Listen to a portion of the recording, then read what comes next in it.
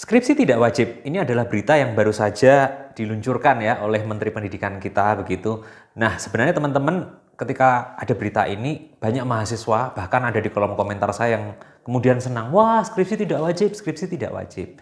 Ya boleh-boleh saja, itu mental yang dibangun oleh para mahasiswa. Tapi izinkan saya hari ini menjelaskan sebenarnya perubahannya seperti apa dan sebenarnya mental apa sih yang harus kita bangun dari perubahan itu. Nah, pertama, seperti yang saya sampaikan, kita harus pahami dulu perubahannya seperti apa. Dan yang kedua, kita kemudian mau menanamkan mental seperti apa nih untuk menghadapi entah skripsi, entah tugas akhir yang lain atau seperti apa.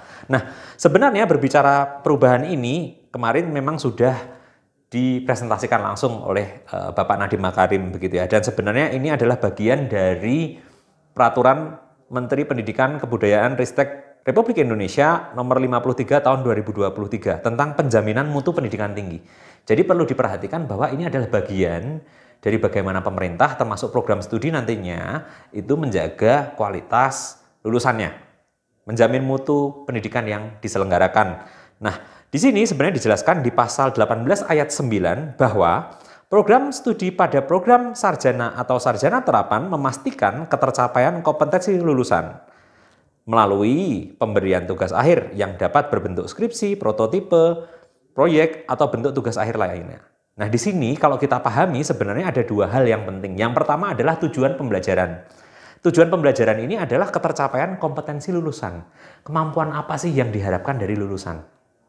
Dan kemampuan dari lulusan itu bisa dicapai dengan berbagai cara, tidak harus skripsi. Ya, tugas akhirnya bisa berbentuk prototipe, proyek, atau bentuk tugas akhir lainnya. Nah, di sini sebenarnya yang perlu kita pahami apa? Ada tujuan dan cara mencapainya.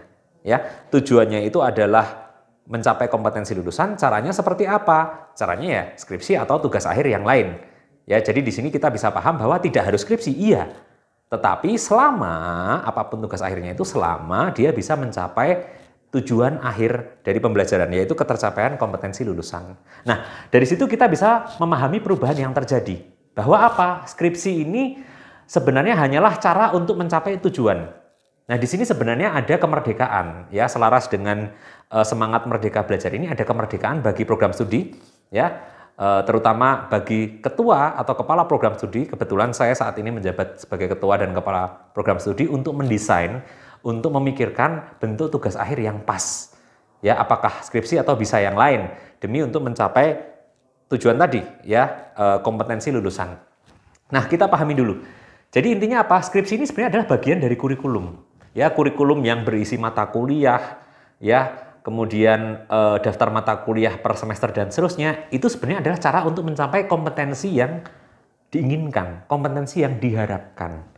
Ya, sehingga skripsi atau tugas akhir lain ini adalah cara saja untuk mencapai kompetensi. Ya, jadi sebenarnya fokus yang paling penting bukan ke caranya, teman-teman, tetapi ke tujuannya, yaitu mencapai kompetensi. Nah, di sini sebenarnya kemudian ada mental yang dibangun. Mental yang dibangun apa? Sudahlah, kita tidak harus menjadikan skripsi ini sebagai sebuah tujuan berpikir kita, sebagai beban mahasiswa. Kalau mahasiswa kemudian misalnya dengar kata skripsi, seolah-olah itu adalah tujuan, tugas akhir saya adalah tujuan. Tapi sebenarnya apa? Tujuan akhir saya adalah saya memiliki kemampuan setelah menjalankan tugas akhir, termasuk skripsi. Ya, sehingga mental yang harus dibangun apa? Skripsi itu adalah salah satu cara saja untuk kita bisa mencapai kompetensi. Ya, dan tujuan kita belajar melalui tugas akhir, apakah skripsi atau yang lain, itu jauh lebih besar daripada skripsi itu sendiri. Artinya apa? Justru di sini mental kita ditantang untuk lebih siap.